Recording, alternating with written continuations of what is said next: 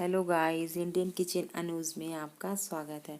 आज हम बनाएंगे होली की सबसे फेवरेट और टेस्टी गुजिया जो सभी को बहुत पसंद है। तो आज हम बनाते हैं गुजिया, टेस्टी और सबकी फेवरेट डिश। ये गुजिया मैंने स्टोर करके एक जार में रख रही हूँ। इसको मैंने बनाने के बाद 2-3 घंटे खुला छोड़ा था और अब मैं इन्हें सारी गुजियों को एक जार में स्टोर कर लूँगी। तो चलिए जानते हैं गुजिया की रेसिपी। मैंने यहाँ पर 250 ग्राम मावा लिया है, जो मैंने पहले से ही अच्छे से भून लिया था। और जब ये ठंडा हो चुका है तो मैं अब इसमें ड्राई फ्रूट्स और पिसी हुई शुगर डालूँगी। 250 ग्राम मावे में हम 150 ग्राम यानी कि 150 ग्राम पिसी हुई चीनी डालेंगे। जब हमारा मावा भुनने के बाद बिल्कुल ठंडा हो जाए तभी हमें इसमें पिसी हुई शुगर ऐड करनी है, नहीं तो हमारा मावा जो है वो गीला हो जाएगा और पानी छोड़ने लगेगा। तो मावा पूरी तरह से ठंडा हो चुका है और अब हम इसमें ड्राई फ्रूट्स और शुगर ऐड करेंगे और इसे अच्छे से मिक्स कर लेंगे।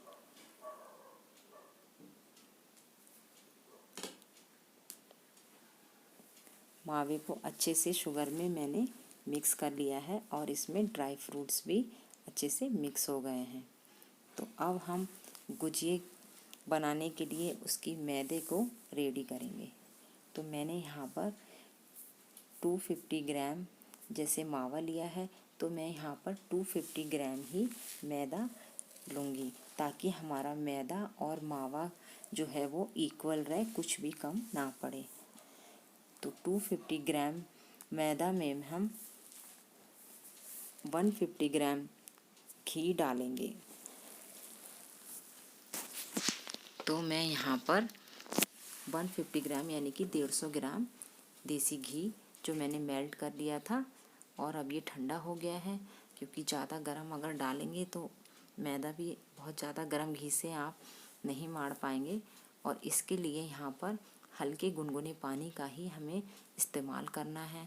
अगर आप ठंडे पानी से मैदे को माड़ेंगे तो मैदा जो है वो चटकेगा और आपकी पूड़ी जो है वो अच्छे से नहीं आएगी।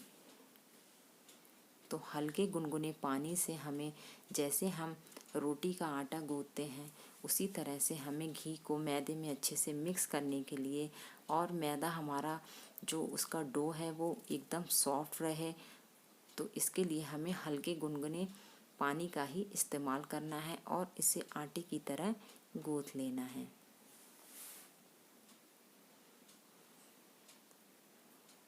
तो पानी को हम थोड़े थोड़ा डालकर मैदे को अच्छे से गूंथेंगे, ताकि मैदा जो है गीला ना हो जाए। और इस तरह से जैसे रोटी का आटा हम गूंथते हैं, मैदे को अच्छे से गूंथ लेंगे।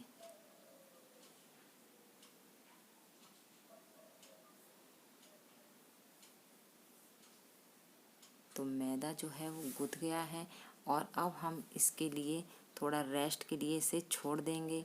तो हम आधे घंटे मैदे को रेस्ट देंगे।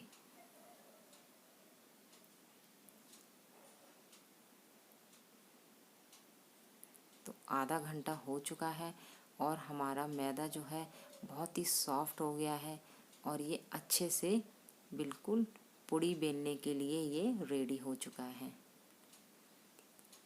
तो अब हम इसके छोटे छोटे गोले बनाएंगे और उससे गुजिया की पूड़ी के लिए हम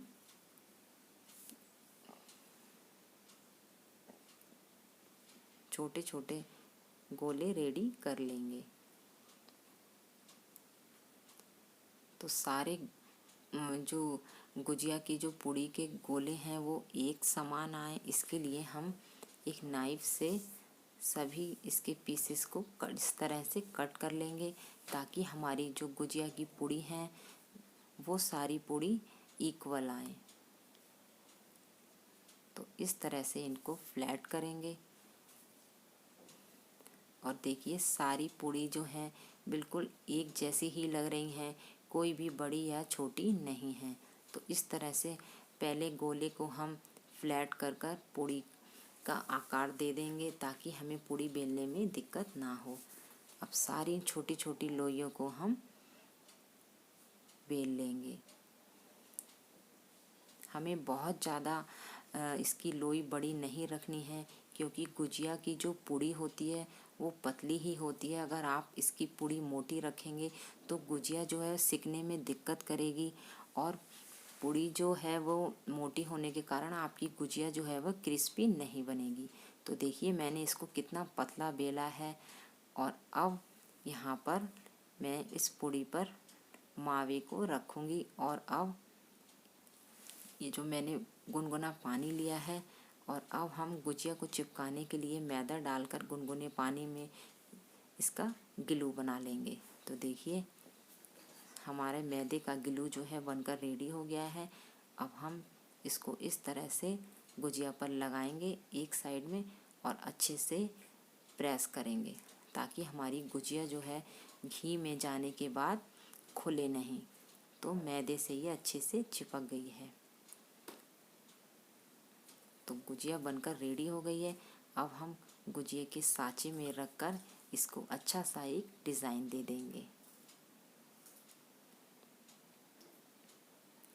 तो गुजिया को अच्छा सा एक डिज़ाइन मिल गया, और इसका जो एक्स्ट्रा पार्ट था वो निकल गया, और बिल्कुल एकदम ये इसका जो है आकार और इसका शेप देखिए कितना प्यारा लग रहा है। तो सारी गुजिया आपकी इस सांचे से बहुत अच्छी और जल्दी ही बन जाएंगी। तो एक और गुजिया मैं आपको बनाकर दिखाती हूँ। तो इस तरह से हम दोबारा से मैदे का गिलू लगाएंगे, और मैंने इसमें मावा भर दिया है, और अब इसको अच्छे से चिपकाते हुए मैं एक गुजिया जो है वो हाथ से ही गूंथ कर दिखाऊंगी। तो देखिए आप हाथ से भी इस तरह से गुजिया को अच्छा सा डिज़ाइन दे सकते हैं। आप चाहे तो सांचे की मदद से या फिर हाथ से किसी से भी आप गुजिया को अच्छा सा डिज़ाइन दे सकते हैं। तो देखिए ये मैंने हाथ से गुजिया को एक डिज़ाइन दिया है। तो सारी गुजिया हम जो इसी तरह से रेडी कर लेंगे। तो चलिए अब हम गुजिया को फ्राई करने के लिए यहाँ पर ऑयल डालेंगे एक पैन में। तो ऑयल हमने हाथ से चेक कर लिया था, ऊपर से गरम हो चुका है। गुजिया को सेकने के लिए हमें गैस का फ्लेम जो है लो ही रखना होगा, क्योंकि ज़्यादा तेज़ फ्लेम में गुजिया जो है जल जाएंगी और वह फट भी सकती हैं तेल में। तो हमें गुजिया को हमेशा लो ही फ्लेम पर सेकना चाहिए। तो अब इन्हें हम बहुत ही केयरफुल तरीके से इसको पलट देंगे। बहुत ही हल्के हाथ से हमें गुजियों को पलटना है, और इन्हें बहुत ज़्यादा हमें डार्क कलर नहीं देना है। गुजियों को हमें सिम गैस पर ही लाइट गोल्डन कलर देना होता है, वो अंदर से भी सिक जाती है, और बहुत ज़्यादा डार्क कलर से जो गुजिया आपकी जो होगी वो बाद में टाइट हो जाएगी। तो देखिए ये मैंने सिम गैस पर कितना अच्छा कलर दिया है, और ये अंदर से पूरी तरह से सिक गई हैं। तो गुजियों को हमेशा हमें लो फ्लेम पर ही सेकना चाहिए, और इन्हें बहुत ही केयरफुल तरीके से पलटना चाहिए। नहीं तो अगर ज़रा सी भी ये आपस में टच हो जाती हैं तो ये फट भी सकती हैं। तो अब सारी गुजियों को मैंने देखिए इसी तरह से सेक लिया है, और ये ठंडी भी हो चुकी हैं। तो मैं एक गरम गरम गुजिया आपको तोड़कर दिखाती हूँ। अभी ये थोड़ी सी गरम है इसलिए तोड़ने में दिक्कत हो रही है, क्योंकि मावा अंदर से बहुत गरम है, पर ये बहुत ही क्रिस्पी हैं। ठंडी होने के बाद ये बहुत ही टेस्टी लगेंगी। तो गाइज़ आपको मेरी ये रेसिपी कैसी लगी? आप भी घर में होली पे इसको ट्राई कीजिए। Thanks for watching. हैप्पी